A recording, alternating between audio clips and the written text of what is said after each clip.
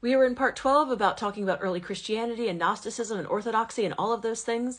And as always, I will keep this under 5 minutes. And if you want to, you can push the little ×2 thing here in order to make it go a little bit faster. But let's talk about orthodoxy. So orthodoxy, how do we get to an understanding of a group of people who say that they are the arbiters of truth, of this narrow and straight path of belief? How do we get there? How do we go with orthodoxy? How do we get to this point where a group of people get to say what is correct for everyone else? Well, fundamentally what we have is we have to understand social movements in general. And social movements pretty much have to hit a tipping point of enough people thinking this is good and familiar enough that they are willing to buy into it. If things are too different, most people will absolutely just reject it. But if things are slightly different, they can usually accept that to some degree. There's a difference in tolerance, though. Like standard bell curve, we end up with people who are outliers on the front end and the tail end of any movement. We have early adopters. We have people who decide that they really like novelty. They like new technology. They like new stuff. They like frameworks, new things, new identities, new ways of seeing the world. They love that shit. They adore it. And yet they're weird.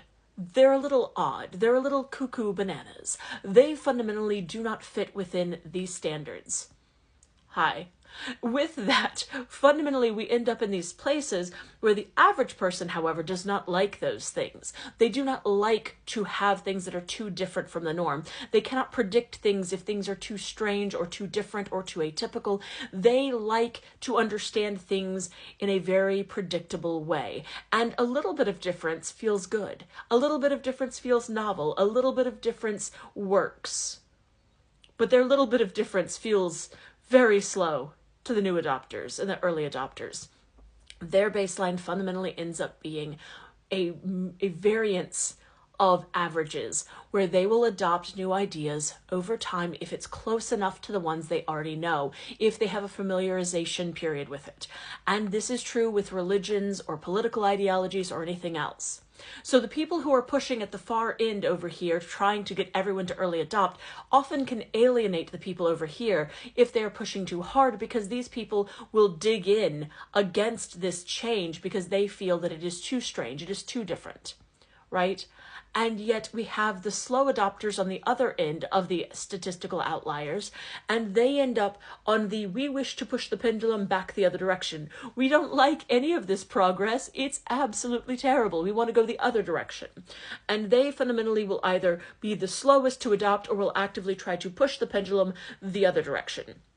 And the society at large generally will move over time, one direction or the other. But here's the thing. If you have a religion that you're trying to get out there, you have to have that be accessible to people. It has to be relatable. It has to be part of their daily lives. It has to, for some reason, feel like something that is familiar and hopeful to them.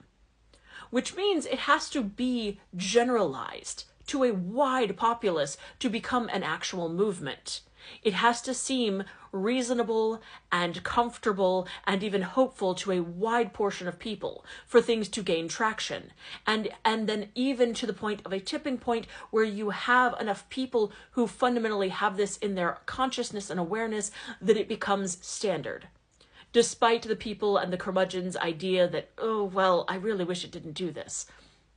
Yet, this is what happened with the forms of Christianity that played out. Not only were there people who were playing the leverage game and looking for positions and leverages for power within themselves so that they could have authority as this orthodoxy and proto-orthodoxy grew, fundamentally, the ideologies that survived in this, those ideologies were ones that were already Roman. The ones that survived were already there. The ones that survived were adjacent or exactly the same as Roman culture. And so fundamentally, all these other Christianities could not survive because they were too deviant from the average norm. They were not relatable, or they were too elitist, or they were too ascetic, or they didn't tie into people's daily lives.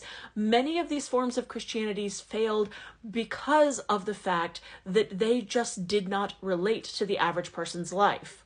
And while, yes, many of them were persecuted out of existence, many of them simply failed because they just weren't relatable enough.